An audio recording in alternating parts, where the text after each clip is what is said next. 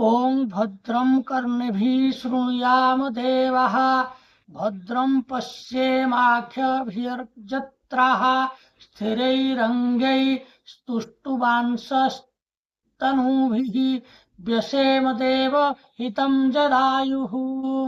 नमस्कार बंधुगण, ए श्लोकर अर्थ होची हे देवगण, आमे आम कानरे शुभ कथा शुणिबा, आखिरे शुभ दर्शन करिबा एवं आम जीवन को देव कार्य समर्पित करिबा। आज आमे प्रश्न उपनिषद प्रथम भाग रे प्रवेश करिबा।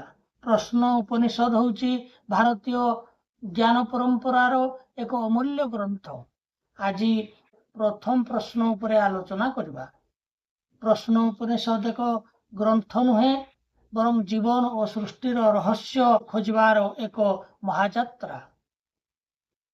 एक दिन 6 जन जिज्ञासु ऋषिपुत्र हाथ में समिध धरी महर्षि पिपलाद आश्रम को आसीथिले। सुकेशा च भरद्वाजः सत्यकामः शैव्यश्च शौर्यायणीश्च गार्ग्यः कौसल्याश्चायुरायनः भार्गव वैदर्भिकबन्धी कात्यायनः। सुकेश भरद्वाज, सत्यकाम शैव्य, गार्ग्य, कौशल्य, भार्गव और कबंधी।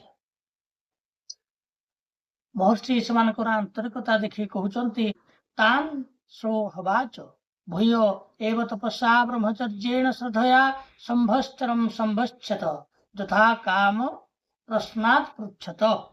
तुम्हें 1 वर्ष पर्यंत तपस्या ब्रह्मचर्य श्रद्धा सह ठारे रुह एवं तापरे मु तुम प्रश्नर उत्तर देबी। 1 वर्ष एई भितर बीती जाइछि। ब्रह्मचर्य संपूर्ण रक्षा परे कबंधी प्रश्न पचारुछंती, भगवान कुत एताः प्रजाः प्रजायन्ते। हे भगवान, एही समस्त प्राणी केउठार उत्पन्न होइछंती। एही प्रश्न केवल कबंधींकर नथिला, एहा होची समग्र मानव समाज प्रश्न। एहा मनुष्यर चिरंतन प्रश्न। आमे किए, केउठारु आसीछु, ए ब्रह्मांड आरंभ किपरि हला, एही प्रश्न सबुबेले मनुष्य समाज को आंदोलित करुछि। यार उत्तर रे महर्षि पिपलाद कहउचंती, प्रजा कामो वे प्रजापति सो तपतप्यत सो तपस्तप्त्वा मिथुनमुत्पादयते रयिं च प्राणं च। अर्थात प्रजापति सृष्टि करिबा पई निज मनरे कामना कले, से सृष्टि इच्छारे तपस्या कले। ताको तपसाधना फलरे दुईटी महान शक्तिर उत्पन्न होला। प्रथम होला रई और द्वितीय होला प्राण। प्रजापति सृष्टि इच्छारे रई और प्राणर सृष्टि कले। रई अर्थात जड़ प्रकृति बा पदार्थ, फिजिक्स अनुसार जोटा को आमे कहूचे मैटर।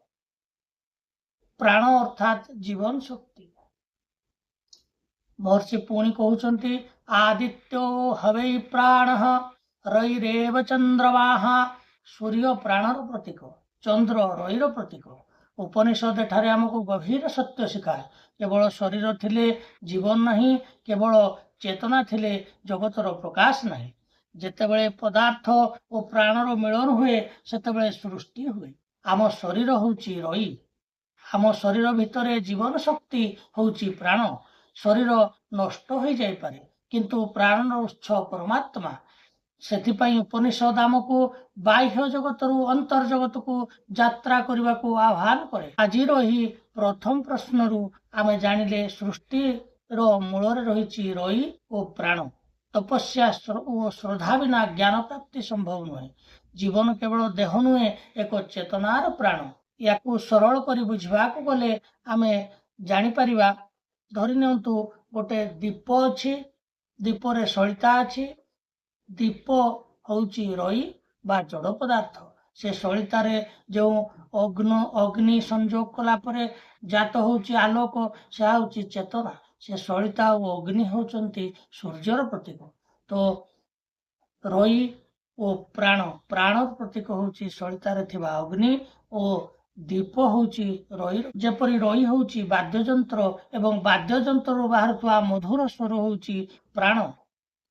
आदित्यो हवै प्राण रईरेव चंद्रमा। सूर्य प्राण को पुष्ट करिथाए, ଚନ୍ଦ୍ରମା ଜୀବନ ଦିଏ। ଚନ୍ଦ୍ରର ପ୍ରକୃତି ଶାନ୍ତ ଓ ଭୌତିକ ପକ୍ଷକୁ ତାହା ପ୍ରତିନିଧିତ୍ୱ କରେ।